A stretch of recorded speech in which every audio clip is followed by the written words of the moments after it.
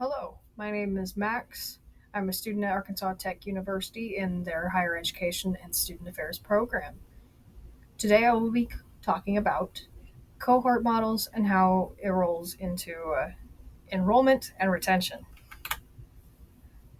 The topics today are going to be as follows: the problem or the opportunity involved with cohorts, a proposed strategy or intervention involved with cohorts, potential implementation considerations, as well as conclusion.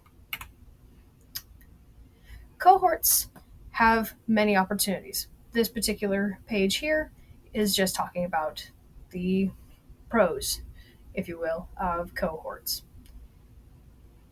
Through the literature that I reviewed, retention was one of the topics that covered, as utilizing cohort strategies did increase pass rates as well as reduced absenteeism.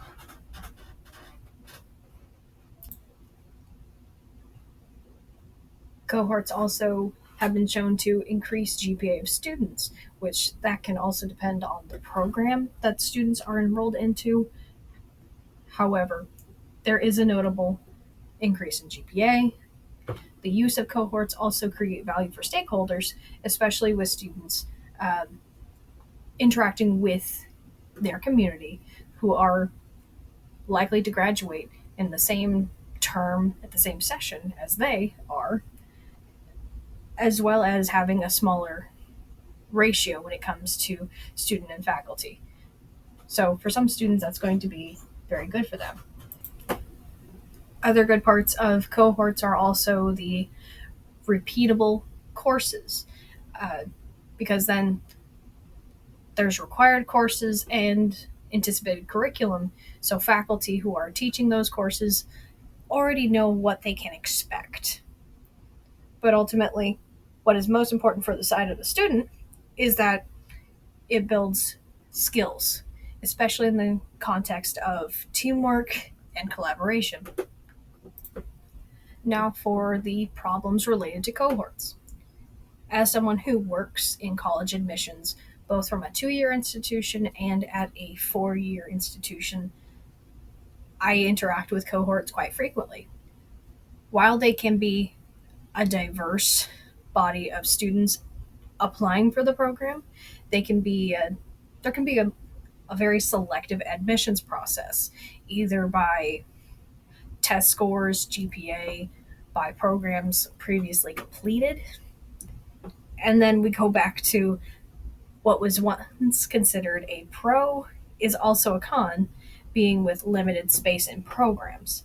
It's great for the students who are actively in the program, but for students who want to enter a cohort, it can be the hindrance, or at least one of the hindrances.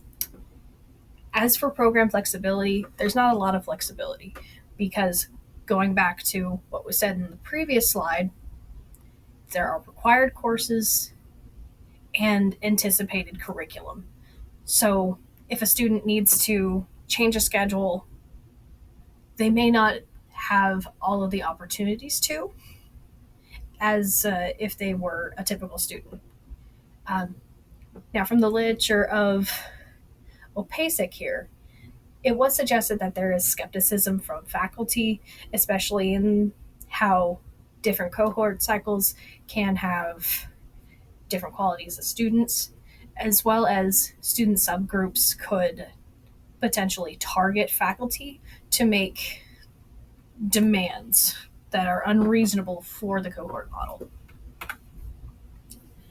Now, for proposed strategy or intervention, my proposed strategy is that new students, transfer students, and adult learners essentially enter a cohort for just their core courses.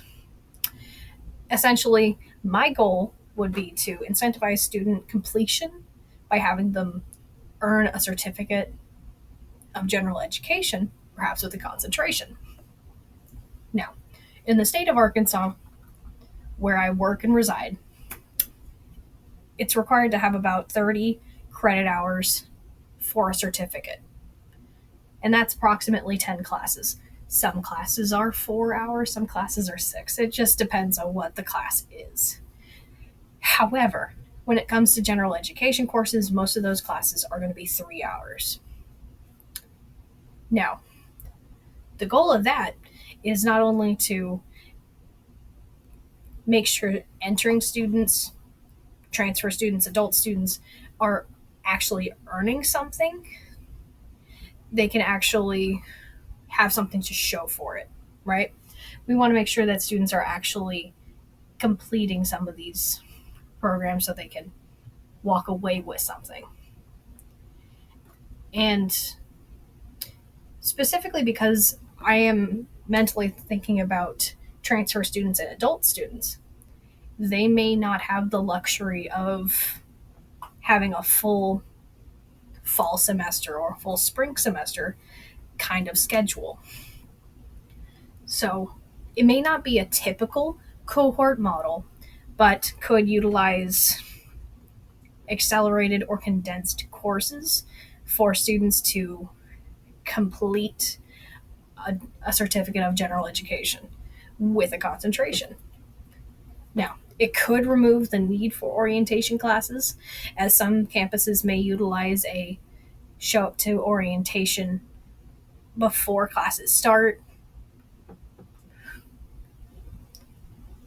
So that's an option.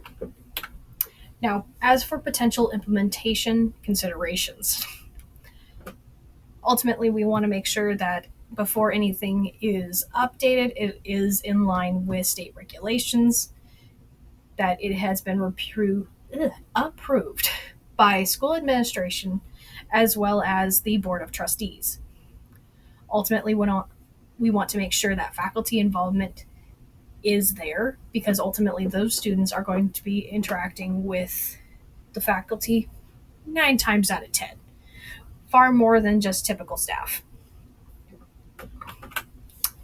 Now, for conclusion, ultimately, the goals and issues of a cohort are there.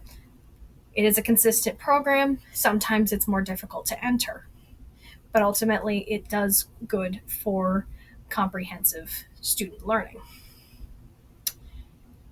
Ultimately, utilizing it and the cohort model does improve GPA and has a positive association with it. There's reduced classes being skipped.